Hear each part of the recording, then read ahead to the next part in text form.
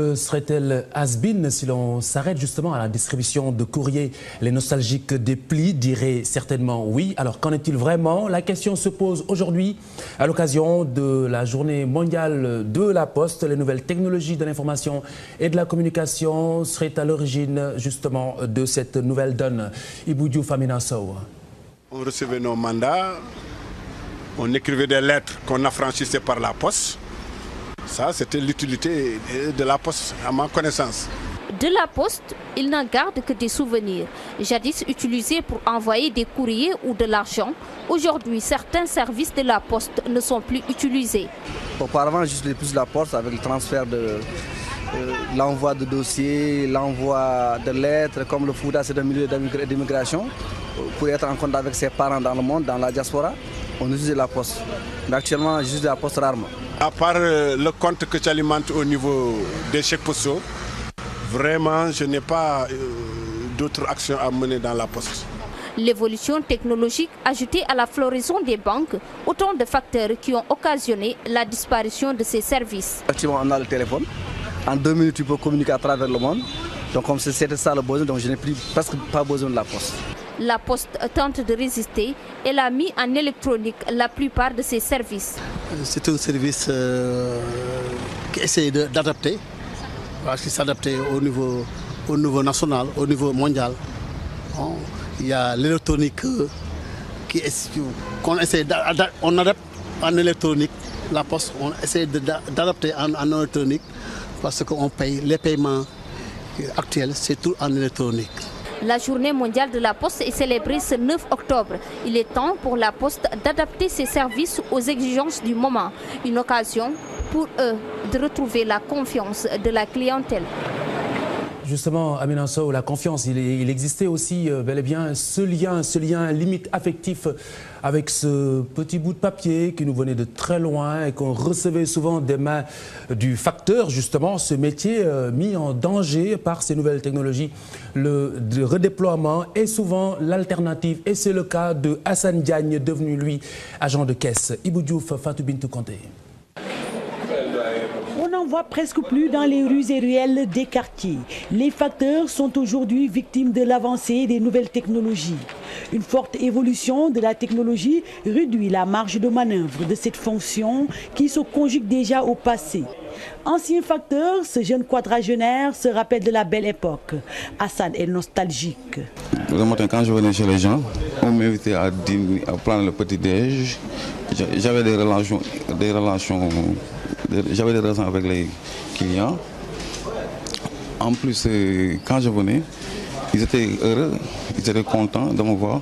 Ça me ferait vraiment plaisir. Oui, de rencontrer les gens, de voir les gens.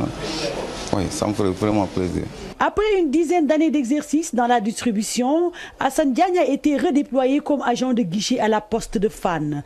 Le métier de facteur est presque mort. Maintenant, je suis un agent de guichet. Oui, je suis un agent de guichet, mais ça va. Le facteur, c'est lui qui faisait la communication entre la Poste et les clients. C'était lui qui faisait le marketing de la Poste avant. Le facteur, c'est lui qui faisait le marketing. C'est lui qui proposait les clients, les produits de la Poste, mais pas maintenant. Ce distributeur de plis peint un futur sombre de la Poste. Selon lui, la concurrence est rude en ces moments. Oui, ça va. Hein. Pour le moment, ça va. On est en face des concurrents, mais ça va. La concurrence est trop rude. Oui. La concurrence est trop rude. En ce moment, il faut beaucoup travailler, mais la concurrence est rude. Avec tous ces changements technologiques qui bouleversent le monde, le métier de facteur est menacé d'être du passé, s'il ne l'est pas déjà. La Poste ne subit pas que l'assaut des nouvelles technologies de l'information et de la communication. L'environnement concurrentiel est aussi un facteur qui met l'institution en difficulté. Et à Diallo, Marie-Christine Mendy. Jadis, cette entreprise refusait du monde. Les gens y venaient pour envoyer ou recevoir de l'argent. Aujourd'hui, la situation a changé. Les populations préfèrent effectuer leurs opérations avec les nouvelles structures de même acabit, mais plus pratiques selon elles. J'ai fait un constat. Des fois, on envoie de l'argent au niveau du Fouta. Et comment dire, des fois, bon, celui qui est censé récupérer l'argent, il a du mal à le récupérer. Le postier aussi a du mal à lui donner. Raison pour laquelle la plupart des gens ont tendance maintenant à aller aux nouvelles structures, par exemple comme les structures privées, quoi. C'est plus fiable. Ouais. Pour récupérer, tu n'as pas besoin de t'aligner, de faire des rangs. Et ni aussi, ça ne te prend pas du temps aussi. C'est vite fait. On en a plusieurs. Je ne peux pas en citer, mais il y en a plusieurs.